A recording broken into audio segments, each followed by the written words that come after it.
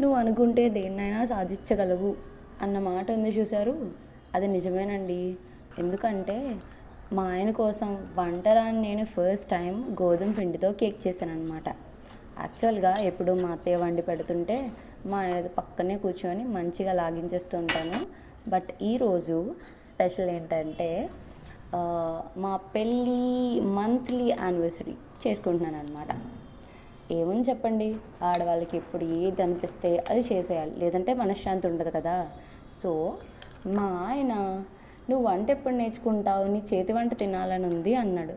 మనకి ఎలాగో వంట చేయడం మీద అసలు ఇంట్రెస్టే లేదు, ఎప్పుడు చూసినా జంక్ ఫుడ్ ఫాస్ట్ ఫుడ్ మీద చాలా ఇంట్రెస్ట్. సో మా అత్తయ్యని అడిగితే యూట్యూబ్లో చూడమ్మా నీకు నచ్చింది చెయ్యు అన్నారు. సో కేక్ ఎలాగో చాలా ఇష్టం కదా అని కేక్ చేశాను. బట్ మా ఆయన దగ్గరికి వెళ్ళి ఏం చెప్పానంటే నీ కోసమే ట్రై చేశానని చెప్పాను. మంచి భర్త కదా నమ్మేశాడు.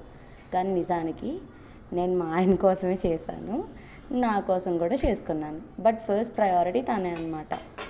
సో అందుకనే చాలా కేర్ఫుల్గా స్టెప్ బై స్టెప్ చేసి చూశాను. నేను చేసిన కేక్ అవుట్పుట్ బాగా వచ్చింది. కాకపోతే